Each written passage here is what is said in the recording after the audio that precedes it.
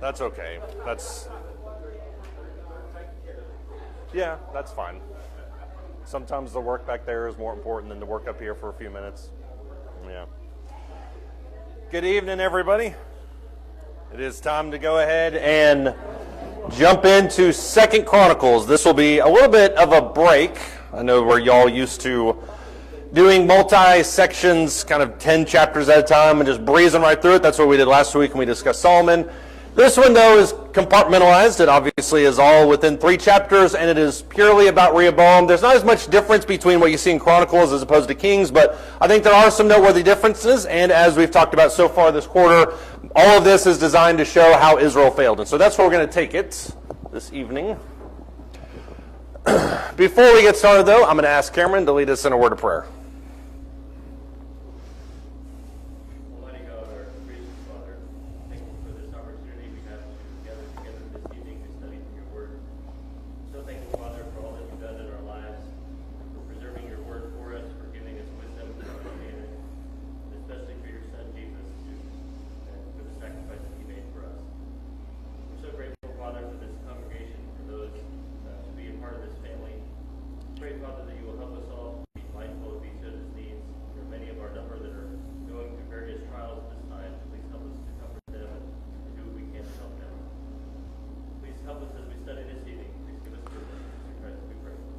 Amen. Thank you.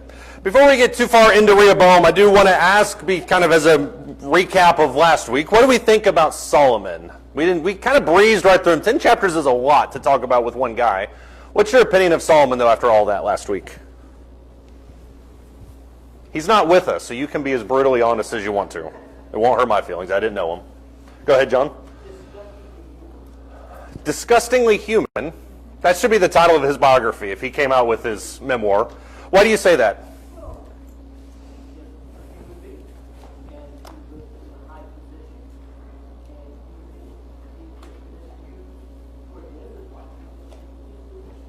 Yeah, he misused his position, and you can, honestly, when you said disgusting human, you can kind of take that in a lot of different ways, and I think especially the end of his life, you can argue that that's probably the worst part.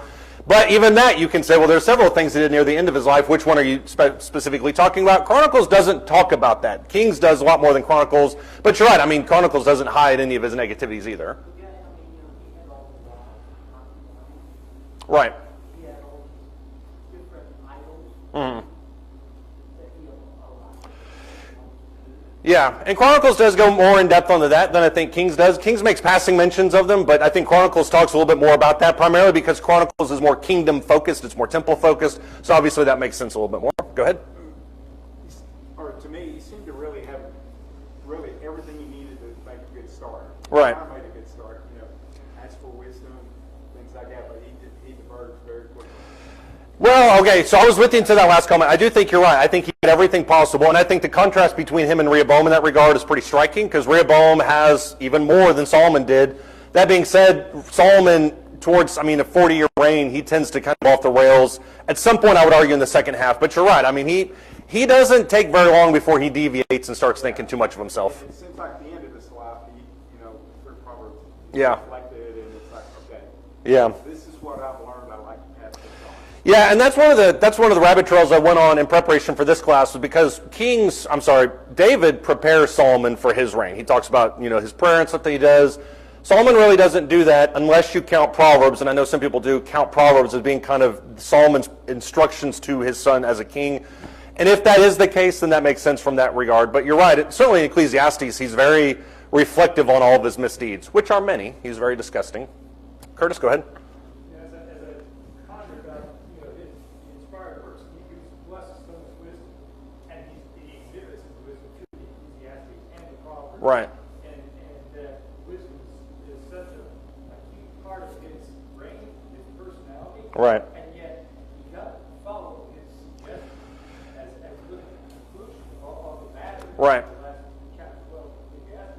Mm-hmm. And then you look at what he did for his nation, that he was used, like you said last week, the businessman. He brought a lot of wealth Mm-hmm. to Israel.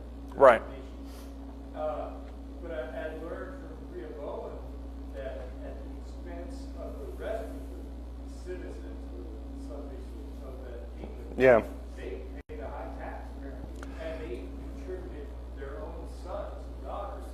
Right. his works. So I mean, was it wise to do as much as he did, or was it foolish to use resources he did? Yeah. I don't know, but ultimately turned away from God apparently. Yeah, and that's something, I think Chronicles is very upfront about that. I mean, when you have somebody that's as wise as he is, and even he turns, I mean, that's shocking. The elephant in the room in regards to specifically Solomon, or Rehoboam, arguably to a different extent, is why somebody that's blessed with all those things. I mean, because Rehoboam had counselors that were arguably in Solomon's court. So why, if he's surrounded by so much knowledge, and even, I mean, it talks about him, we tend to think of Rehoboam as being a younger man, which he may still be, but the text puts him at 41. That's quite a bit different than 17. I mean, 17-year-old, you can see him making these decisions. Rehoboam at 41 should have known better. And so the elephant in the room is always why somebody who has all this wisdom makes the glaring issues that he does.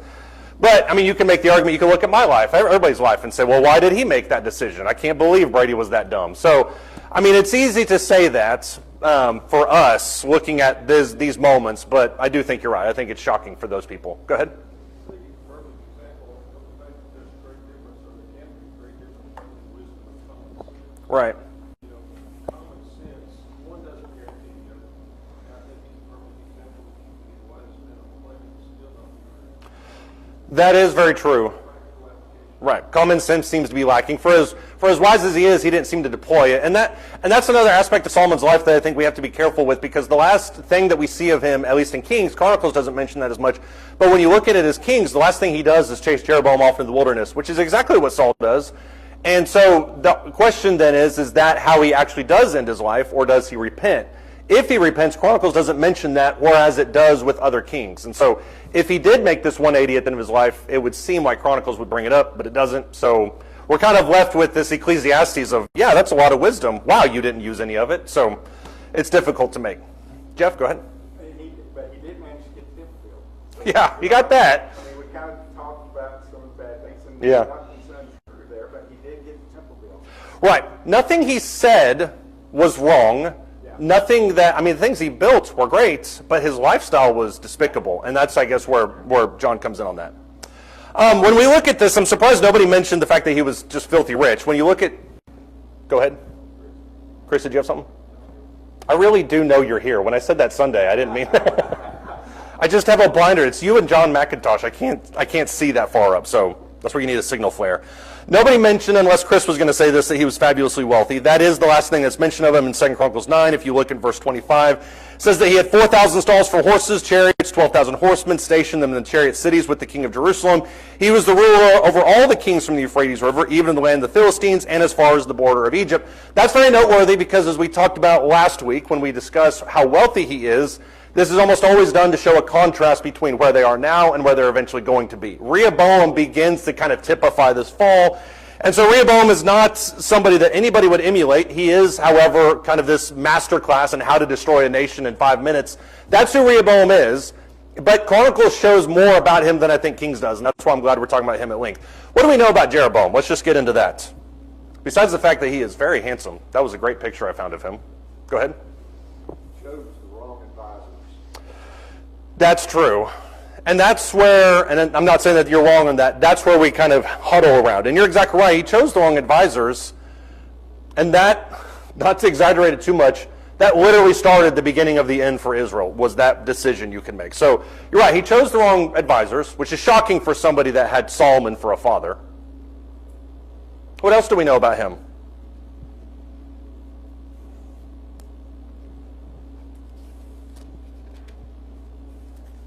I love how that's all we know about him, because that is, honestly, well, all we know about him half the time. The thing about that, too, is he got the good advice first, Right. and then he got the bad advice, he chose the bad. Right. He got the good advice first, and then he thought, I wonder what my bros have to say, and so he asked them. And that's going to be the question. I don't know if we'll answer it tonight. It's not really a topic that will center around because it's been discussed for 3,000 years. But why is it that he chose to go with his friends rather than going with the elders? And that, I think that's a good thought question for all of us. What else do we know about him? Curtis, go ahead. He turned away from God, not once, but twice, which is shocking too. We tend to think of it as just being one time. This is the narrative that Chronicles brings up for him. What else do we know about him?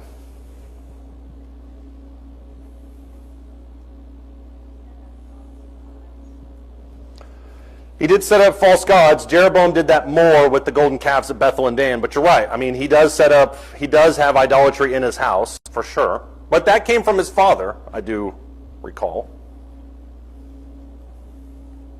One of the beauties of Chronicles is that it focuses on the genealogy, and that's one of the reasons why I think a Chronicles discussion of all these people is noteworthy, is because Rehoboam doesn't just exist in a vacuum. When we think about Rehoboam, we think he comes into this world and he just makes this really poor decision, and that's the end of it. Chronicles goes a little bit more in depth into where he comes from, and we find out in Chronicles that his father or his mother is Naamah the Ammonitess. Why is that noteworthy? Why is it noteworthy that his mom is an Ammonite?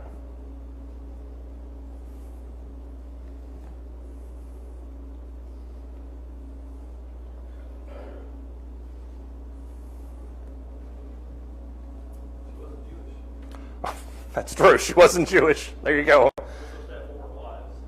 That's true. You're not supposed to have foreign wives, and you're exactly right about that. Deuteronomy is very clear about this. Keep them all within Israel. That being said, there were outsiders that could marry in and stay there, but I think obviously the king had a higher responsibility. Why is it important that or why is it noteworthy that she was an Ammonite? Who were the Ammonites? Go ahead.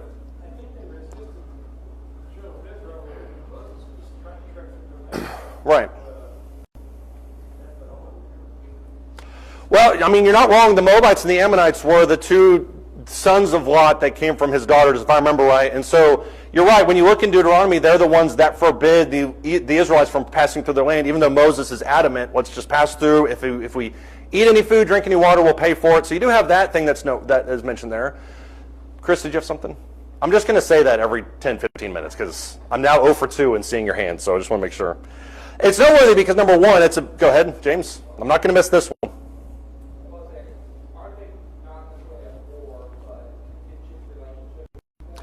Contentious is putting it mildly. They hated each other with the fiber of their soul. So I think that's probably more exact. Yeah, I mean, contentious is a good word for it. What else is interesting about that, I mean, besides the fact that they hate each other, is there's a mention, I think it's Deuteronomy 23, where it specifically outlines, breeding on this hatred, that no Ammonite shall ever enter the assembly of the Lord. So it's awkward when the person who started the temple marries an Ammonitess, because you're not supposed to be anywhere near the temple, and yet you're married to the guy who built it. So that's awkward. Number two, you have paganism. And so when you look at Solomon's mentions in 2 Chronicles chapter 9, maybe 1 Kings, it mentions that he went after the gods of the Ammonites, which is a horrendous god to go with. So you have that's built in there. John, did you have something?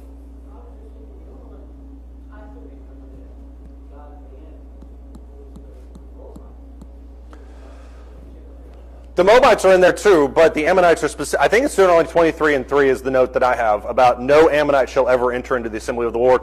But it would have been for the same reason that the Moabites. I know you're going to check me, which is totally fine, but I do.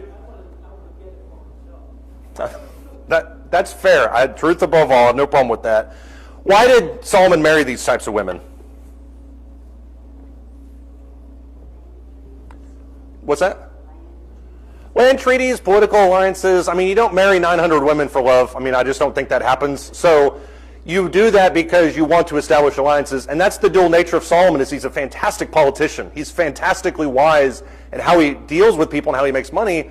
Not so smart on the religious front. So I think both of those are kind of built in there too. Not only do you find out that Rehoboam is the daughter or the son of an Ammonitess, you also find out in 2 Chronicles 11:20 that he marries Absalom's daughter. Why is that noteworthy? Obviously, they would be blessed with amazing hair, because that is what's mentioned about Absalom.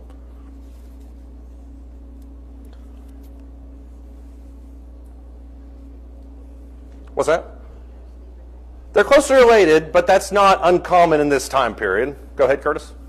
It was that who tremendously gained the following among the people of Right. rebellion against David. Yeah. So you're dealing with somebody who, obviously Absalom is gone. So when you look at 2 Samuel, Absalom's progeny is still there. And there's a specific mention, I think, in 2 Chronicles 11:20 that says he loved Absalom's daughter more than any of them. You also have a note there that he had, through her and a bunch of his other wives, had something like 23 kids, which Solomon only, I think, is mentioned as having 4. So there's a little bit of interest there. But you're right, the fact that he marries somebody who comes from a line that absolutely hates his grandparents, that's pretty special and pretty interesting, I think, too. So you have all this that's kind of built in there. Number 3, he's king at 41, he's dead at 58. That's a 17-year reign, which is not short, but it's not super long either. David and Solomon, I think, had reigns both that were upwards of 40 years. That usually signifies periods of blessing and providence and peace. Rehoboam's was the opposite of that. He is also, and this is the thing as we mentioned earlier, what we mentioned a second ago, he is the king after or during Jeroboam's revolt. I think that's really important to note because sometimes we think, well, Solomon died and then the revolt happened. The timeline on that is a little bit sketchy. Look at 2 Kings 10. I'm sorry, 2 Chronicles 10, not Kings. 2 Chronicles 10. 2 Chronicles chapter 10. This is kind of I think it's the specific mention. I think it's mentioned earlier. It is mentioned earlier, but this is the one I was wanting to talk about. 2 Chronicles 10, starting in verse 16. When all Israel saw that the king did not listen to them, the people answered the king, saying, what portion do we have in David? We have no inheritance in the son of Jesse. Every man to your tents, O Israel. Now look after your own house, David. All Israel departed their tents. But as for the sons of Israel who lived in the cities of Judah, Rehoboam reigned over them. Then King Rehoboam sent Hadoram, who was over the forced labor. The sons of Israel stoned him to death. King Rehoboam made haste to mount his chariot to flee to Jerusalem. So Israel has been in rebellion against the house of David to this day. This is not the first rebellion of Jeroboam. I think if you look in 1 Kings, there's a mention where Jeroboam leads a delegation against Solomon. That's why Solomon chases Jeroboam off in the wilderness. So that's the person that's in play that would later then come back and become king over Israel. Rehoboam knows who he is, and yet you still have this kind of back and forth. There's also an interesting note, and if you are tracking this kind of as we go through Chronicles, in verse 19 it specifically says Israel has been in rebellion against the house of David to this day. That's a passing note, but what does it tell you about the audience and the mindset of Chronicles? If it says that Israel has been in rebellion, what's the audience that he's talking to there? Go ahead. That's a long time. If we understand that this was intended for an audience returning from Babylonian exile, Right. that the author of this who penned this was looking back how many years and back to the reign of Rehoboam. Yeah. At least 500 years. So that's a long time to live. It is, and I think you're right for sure, the idea that they're still in rebellion against Judah, but it also, in my opinion, positions Judah as being the dominant one. If Judah is the one that's holy and righteous, and you're writing it from a Judah perspective, you're saying, well, Israel just is a bad character. They're not moving back. They're not doing what they should be doing. They're still in rebellion against us. And that's kind of an interesting tone when you look at this section, because this section in Chronicles positions Israel as being the rebellious, the stubborn, the outsider, the one that left. And it really kind of glosses over a little bit of Rehoboam. It says, yeah, he sinned, but Jeroboam was the one that went off and did his own thing. So you kind of see that tone that's built in there as well. Keep going. Yeah, keep going. Consider what happened when Jeroboam established a new religion Mm-hmm. and changed everything. And for the sole purpose of keeping the faithful in Israel from going down to Jerusalem, he intended to move their religion. Right. You could understand, particularly when that the bias that the tribe of Judah eventually would have against that. Because Right. it wasn't just against brother to brother. This was about God. Yeah. So I can easily understand why they would have hope that this would be a big deal. It would be. Samaritan woman, that when Jesus was talking to her, Yeah. he said, some say that we have to worship on the mountains, you say we have to worship in Jerusalem. And he goes pretty deep. Right. It does make a lot of sense. I mean, and Jeroboam is positioned in Kings as being the instigator of all of this. And Kings goes in way more detail about Jeroboam's life than Chronicles does. Chronicles puts him as a rebellious afterthought, kind of this person that split it all to begin with, positions Rehoboam as the one that's trying to heal the nation. But you're right. When you look at Kings, the way it views Jeroboam, he's the one that gathered all that made up his own religion, made up his idols. So there's no wonder why they don't like each other. That being said, Chronicles paints it as Judah trying to bring them back, and Israel just doesn't want to. So I think that's an interesting dynamic in this whole thing. You have any thoughts or comments on that? Who is Jeroboam? Speaking of him, who is Jeroboam? You can't talk about Rehoboam without talking about Jeroboam. In case you're wondering, yes, that is the same picture, just flipped the other way. I put them as twins. I don't know why. That's how I think of them. What do we know about Jeroboam?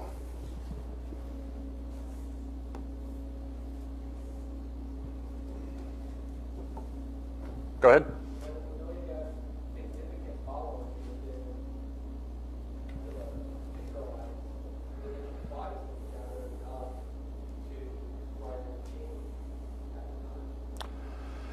That's true, and I wish there was more.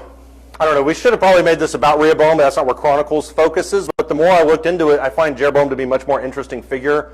Because you're right, Jeroboam does have a semi-following, but where does this following come from? And I think it's rooted, obviously we're going to go to Kings here in just a second, and it is rooted in where he is, where he came from, but he also, you're right, he's able to amass power to himself very, very quickly. So why do they look to him like that? Why do they look up to him? I mean, for lack of a better phrase, it's because he's a man of the people, and Rehoboam absolutely is not. And so I think you see them on both ends of the spectrum there. What else do we know about Jeroboam? He holds a very specific office in Solomon's cabinet. Does anybody remember? He is the head of forced labor, which sounds like chief of slaves. He's not the chief of slaves, but he is the one that's in charge of all the laborers, which primarily includes Jews that are in some kind of indentured servitude, primarily includes non-Jews that are there because they're paying off debts and things like that. So he's got quite a bit of an audience before him. If you look in 1 Kings chapter 11, this is what I was thinking of earlier when I talked about the previous rebellion, but look in 1 Kings chapter 11, starting in verse 26. It says, Jeroboam the son of Nebat, an Ephraimite of Zerah, Solomon's servant, whose mother's name was Zeruiah, a widow, also rebelled against the king. The king here is Solomon. So Jeroboam has led a rebellion against Solomon while Solomon's in office. By the way, 1 Kings 11 is about 2 or 3 different adversaries that God raises up against Solomon, so that's part of that context. Verse 27, this was the reason why he rebelled against the king. Solomon built the Millo and closed up the breach of the city of his father David. The Millo is a defensive structure that's on the outside of Jerusalem that is basically a big earthwork. Many of people in that day thought Jerusalem was impenetrable because it's an area of peace. David's conquered everybody. Solomon's not waging any wars. So why is it that Solomon's wanting to build this up? Probably because of his own ego. Jeroboam thinks it's too much. So that's where this rebellion comes into play. Verse 28, the man Jeroboam was a valiant warrior, and when Solomon saw that the young man was industrious, he appointed him over all the forced labor of the house of Joseph. And it came about that time when Jeroboam went out of Jerusalem that the prophet Ahijah, the Shilonite, found him on the road. Ahijah had clothed himself with a new cloak, and both of them were alone in the field. Ahijah took hold of the new cloak which was on him and tore it into 12 pieces, and he said to Jeroboam, Take for yourself 10 pieces, for thus says the Lord, the God of Israel, Behold, I will tear the kingdom out of the hand of Solomon, and I will give you 10 tribes. But he will have 1 tribe for the sake of my servant David and for the sake of Jerusalem, the city which I have chosen from all the tribes of Israel, because they have forsaken me and have worshipped Ashtoreth, the goddess of the Sidonians, Chemosh, the god of Moab, Milcom, the god of the sons of Ammon, and they have not walked in my ways, doing what is right in my sight and observing my statutes and my ordinances, as his father David did. Now keep the timeline in mind here. Jeroboam is the head over Solomon's forced labor. He leads a rebellion against Solomon because he believes that this building project, completely unwarranted, completely unnecessary, completely over the top. On his way out of town into exile, he meets Ahijah, who tells him what? What does Ahijah say to him? And this is before Rehoboam takes power. What's that? The kingdom's going to be divided. I'm going to tear it, which, by the way, is the same symbolism, the same illustration that I believe Samuel used for Saul. You tear the kingdom from you. So it's the same type of idea. But what does Ahijah tell him? I'm going to divide the kingdom. You're going to get 10 tribes. Why? Go for it. Finish it out. Because they have not obeyed God. If you back the clock 9 chapters in Kings, it's almost word for word what God told Solomon. If you stay true to my ordinances, if you stay true to what I tell you to do, you're going to be king forever. But because you didn't, this is what's going to happen. So you see the fulfillment of that here in 1 Kings chapter 11. There's a little note here at the end in verse 40, which I think is interesting. We'll talk more about this here in just a minute. But it says, Solomon sought therefore to put Jeroboam to death, but Jeroboam arose and fled to Egypt, to Shishak, king of Egypt. And he was in Egypt until the death of Solomon. Once again, almost exactly the same phrase that's said about David. David goes off into the southern area near the wilderness of Paran. He then goes up to the Philistine territory. He's there until Solomon dies. Until Saul dies. David is pictured as a type of Jeroboam, or vice versa here. Jeroboam runs from Solomon because Solomon's chasing him to the ends of the earth. That's where he essentially stays until Solomon dies. When you look at 2 Chronicles chapter 10 now, that's where this whole story picks up. And I said all that to kind of lay the groundwork for what we're talking about. 2 Chronicles chapter 10, starting in verse 1. This is the story that John brought up. This is the story that we always associate with him. But keep in mind what Jeroboam's mindset is. I'm against Solomon because of his overzealousness, his pointless work that he's just making us do because of his ego. And number two, I was told a long time ago by a prophet that I'm going to be king. So both of those are in his mind. 2 Chronicles chapter 10, starting verse 1. Rehoboam went to Shechem, for all Israel had came to Shechem to make him king. That's in the northern part up near, eventually, Galilee. He's there for his coronation. When Jeroboam the son of Nebat heard of it, for he was in Egypt, where he had fled from the presence of King Solomon, who's still in exile, by the way, Jeroboam returned from Egypt. And they then sent and summoned him, the people of Israel. They made him their leader. When Jeroboam and all Israel came, they spoke to Rehoboam, saying, Your father made our yoke hard. Now therefore lighten the hard service of your father and his heavy yoke, which he put on us, and we will serve you. He said to him, Return to me again in 3 days. So the people then departed. Jeroboam enters the delegation as the leader of this coronation group, which is not uncommon in tribal communities. He's looking at Rehoboam, the son of the father that he had rebelled against, and what does he ask for? It's actually shocking how reasonable Jeroboam is here. What does he ask for? Go ahead. Yeah, lower our taxes. And you can embody, or you can kind of define this idea any way you want to. He says, please make our yoke easier. Is he talking about taxes? Is he talking about work? Is he talking about military conduct? Probably all of the above. But taxes seem to be the main idea that he's getting for here. Why is Jeroboam asking for this? Keep in mind, he's already led one rebellion against it. He's already been prophesied that he's going to be king. Why is he asking for this?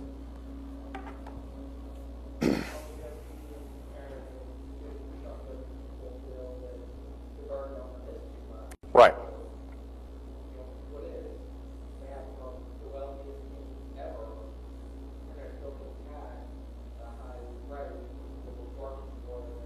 Right.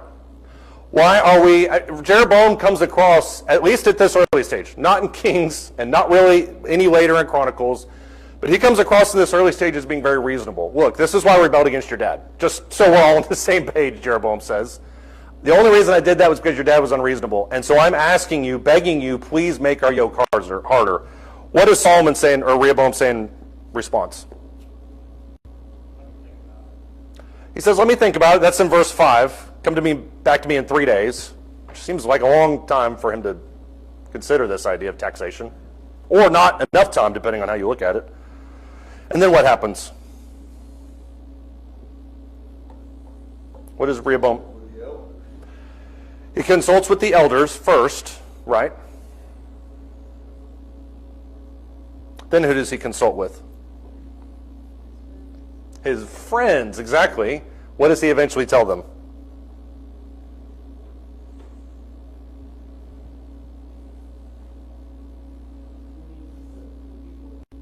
What does Rehoboam end up saying back to this? Right. Yeah. Yeah, and the Hebrew here is very vivid. You can use your imagination when you read it, but it's very deliberate and blunt. But he essentially says, if you think my father was bad, just wait until you have seen me. Essentially what he tells him back is, nah, I'm not going to do that. Look at 2 Chronicles chapter 10, starting in verse 6. King Rehoboam consulted with the elders who had served his father Solomon while he was still alive. These are wise people if they're in Solomon's court. Saying, how do you counsel me to answer this people? And they spoke to him, saying, well, if you'll be kind to this people and please them and speak good words to them, they'll be your servants forever. But he forsook the counsel. That has a very stern connotation to it. He forsook the counsel of the elders, which they had given him, and consulted with the young men who grew up with him and served him. So he said to them, what counsel do you give that we may answer this people who have spoken to us, saying, lighten the yoke which your father put on us? The young men who grew up with him spoke to him, saying, thus you shall say to the people who spoke to you, saying, your father made our yoke heavy, but you shall make it lighter to us. Thus you shall say to them, my little finger is thicker than my father's loins. Whereas my father loaded you with a heavy yoke, I'm going to add to your yoke. My father disciplined you with whips, but I will discipline you with scorpions. 12 through 15, that's exactly what he says to these people. What's the difference in the response? What's the difference in the advice that he's given?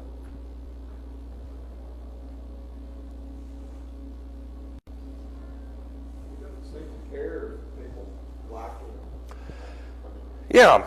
That's kind of the advice from the elders, when they talk to them, do this. Right. Basically, people are going to really like you.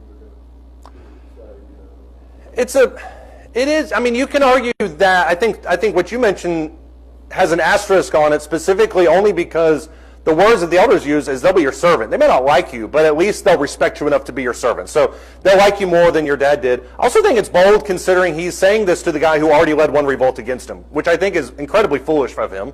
Go ahead.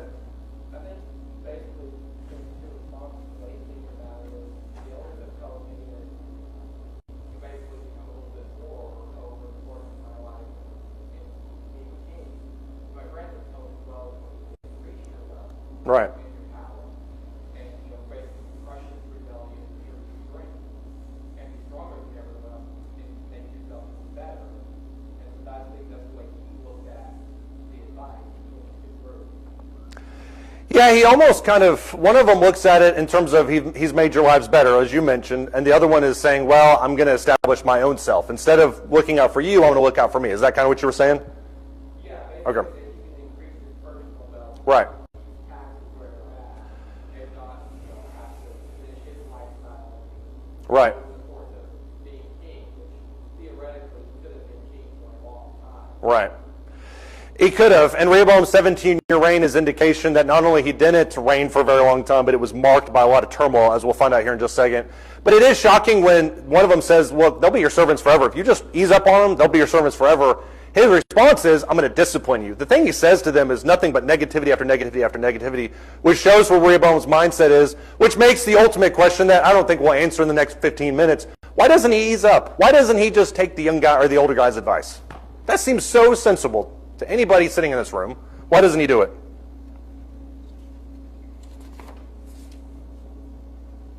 Just ease up on the taxes and you'll have a great reign and people love. You're already more wealthy than you know what to do with.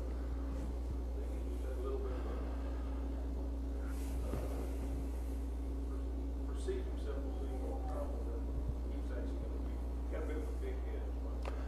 He either has an enormous ego, you're right, or he has an enormous inferiority complex. And I think when you look at 2 Chronicles 9, as it talks about Solomon, it talks about him being greater than every king that's ever existed. People send him contribute. Rehoboam, on some level, probably wants to be that same guy. And the way, obviously, to do that is just beat your subjects into death. That's what every good king does. So I do... Go. Solomon's son, you start right off having a little bit of a complex issue with yourself that you're a lot more than maybe people perceive. That's a pretty big deal. Yeah, you would. That's true. You already have it really, really good. That being said, the fact that he's 41 means he waited a significant portion of his life to become king. And I think also as he's thinking about what his life is going to be like, he's thinking of establishing his throne next to him. So what he has isn't enough. He wants even more than that. Nathan, go ahead. You can see all this, what's lacking is any sort of looking at non-counsel. Right. That's true. I guess that could be assumed in the older men that are trying to tell him what to do. But you're right. I mean, he doesn't ever ask God, hey, how should I answer these people? The 3 days and his conference is exclusively with humans. So, yeah, I think that's interesting to know, too. Cameron? Pretty out of touch with the common man. Right. He's probably grown up with all this wealth. He grew up around his father. Yeah. He doesn't really understand what the labor is like. Yeah. So when they're coming to him, he's just like, what? He doesn't relate to that. He can't relate to that. Yeah. Yeah, Yeah, and as condescending as it sounds, a spoiled little rich kid is exactly what he is. I mean, if Solomon's in power for 40 years and he's 41, all he's ever known is power. And especially as the older brother in the household of the greatest king on earth. So you're right. I mean, and that's why I think the juxtaposition between Rehoboam and Jeroboam was so fascinating, because Rehoboam has only known this. Jeroboam, the heart of his rebellion, is laden inside of oppression, which there is a subtext to all of this that I think is worth mentioning. We can't really go into this, but the parallels with Egypt and Israel and with Jeroboam and with them. I mean, what the Israelites asked for in Exodus chapter 3 was just ease off of our labors. Pharaoh's response is, you're lazy, and I'm going to increase your work. It parallels really, really closely with what's happening here in 2 Chronicles. There's quite a bit of fallout from this whole situation, and that's what Chronicles goes into more than Kings does. We already talked about a little bit of this in verse 18. The king sent King Rehoboam sent Hadoram, who was over the forced labor. That's Jeroboam's old job. So he sends him down there, who was over the forced labor, and the sons of Israel stoned him to death, and King Rehoboam made haste to mount his chariot to flee to Israel. He basically makes a beeline back towards Jerusalem, because if he doesn't get out of town quick enough, they're probably going to kill him too. So his administrator is killed. You have the beginnings of a rebellion. That's how all rebellions essentially start, was by assassinations of the people in power usually. Then you also have reconciliation thwarted, and that's why I mentioned to Curtis earlier about this concept of these guys are in rebellion to us. We're doing what's right. They're just stubborn and over there. Look in 2 Chronicles 11 and verse 1. When Rehoboam had come to Jerusalem, he assembled the house of Judah and Benjamin, 180,000 chosen men who were warriors to fight against Israel to restore the kingdom of Rehoboam. It is well known in those days, the tribe of Benjamin has the greatest warriors. That's where Saul came from. That's who he still has alongside Judah. But the word of the Lord came to Shimei, the man of God, saying, Speak to Rehoboam, the son of Solomon, king of Judah, to all Israel and Judah and Benjamin, saying, Thus says the Lord, you shall not go up or fight against your relatives. Return every man to his house, for this thing is from me. So they listened to the words of the Lord and returned from going against Jeroboam. What is Rehoboam about to go do? About to do a little bit of that with the cops for sure. He's about to go forcibly bring them back into the kingdom. God says, don't do that. That's not what I want. I don't want you to go fight against them. So you have that. Then you have this interesting discussion here in verses 5 through 12 of Rehoboam living in Jerusalem and building cities that are specifically made for defense. Did Solomon ever build cities for defense in his kingdom? No. Rehoboam's building them, and if you look at where he's talking about, Bethlehem, Etam, Tekoa, these are cities right next to Jerusalem. So he's circling the wagons and bringing them in close. And then what you have in verse 13 is the priests being recalled from all these other places, which goes back to your argument. You move all the priests out of Israel, bring them into Judah, so now you have physically circling the wagons. Spiritually, you're doing the exact same thing. Now the priests are back in here. But there's an interesting note. Look in verse 17. It says, They strengthened the kingdom of Judah and supported Rehoboam, the son of Solomon, for 3 years, for they walked in the way of David and Solomon for 3 years. Two things about that. It's the priests that strengthened Rehoboam, and it's the 3 years. Why is that significant? What does that tell you? And this is once again with the pattern of Kings and Chronicles. What's that? Didn't last long. Look at 2 Chronicles 12, verse 1. When the kingdom of Rehoboam was established and strong, he and all Israel with him forsook the law of the Lord. He departs from God in regards to the advice. Then he brings everyone in, and then he forsakes God again. So for a period of 3 years, Rehoboam is right where he should be. He's looking at his past and saying, man, I really goofed up there. But then because of that strength, he then alienates the people and forgets about God once again. That's where you have this massive invasion of Israel. It came about in King Rehoboam's 5th year, because they had been unfaithful to the Lord, that Shishak, king of Egypt, came up against Jerusalem with 1,200 chariots and 60,000 horsemen. And the people who came with him from Egypt were without number. The Lubim, the Sukkiim, the Ethiopians, he captured the fortified cities of Judah, came as far as Jerusalem. Then Shimei the prophet came to Rehoboam, the princes of Judah, who had gathered together at Jerusalem because of Shishak, and he said to them, Thus says the Lord, you have forsaken me, so I also have forsaken you to Shishak. So the princes of Israel and the king humbled themselves and said, The Lord is righteous. Well, who is it that invades Judah? It's Egypt, but who's at the head of the Egyptian delegation?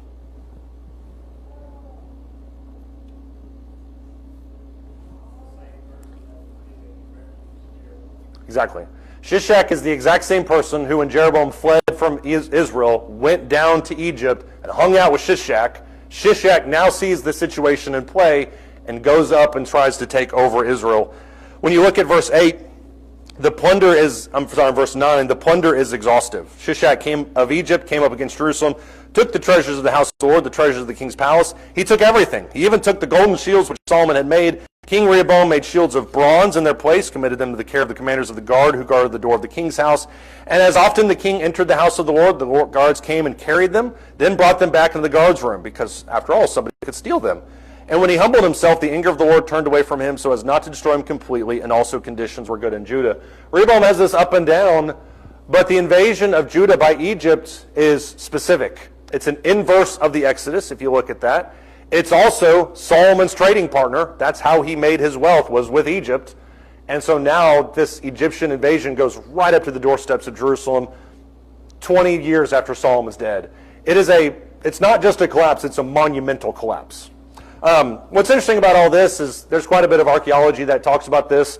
The Bubasite portal is in Luxor in Egypt, and it's basically a description, a relief of Shishak that's going through and dominating all these different places. What's fascinating about this relief is it mentions not did he go after Judah, but that he split his army in two and went after Jeroboam as well. The argument then is why is he going after his friend? If Jeroboam and him are so close, why is he going against him? It's because Egypt is after money. This is what one guy had to say about it. He said, by harboring Jeroboam, Shishak was contributing to the division of Israel. That's why he let Jeroboam come to him in the first place.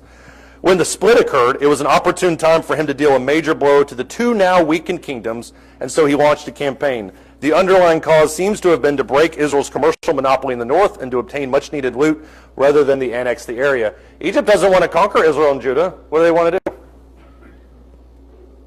They want to loot them. Why?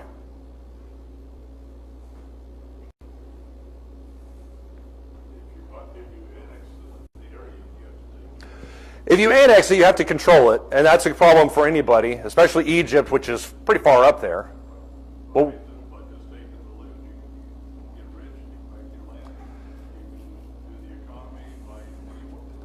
that's true, but think about this. What happened whenever Israel left Egypt in the Exodus? What did they do to the Egyptians? They plundered them. And so I think there's probably more than one person that 400 or 500 years in the past or in the future is thinking, look, we know what our relationship is with them. They're the dominant power, not anymore. We're going to just take them for every penny that they're worth. So it seems to be a very personal attack launched by Shishak in that regard. Does anybody have any thoughts or comments? Well, it shows also the fortified cities. Right. Don't stand very well. You can spend all your money on building defenses, but unless you're with the Lord or Right. the right people, it's worth it. It shows the vulnerability of Judah. Now that God's out of the picture, this is the time you can stand on your own. It didn't last that long. Yeah. All right, so we'll pick up with 2 Kings next week. Thank you, guys.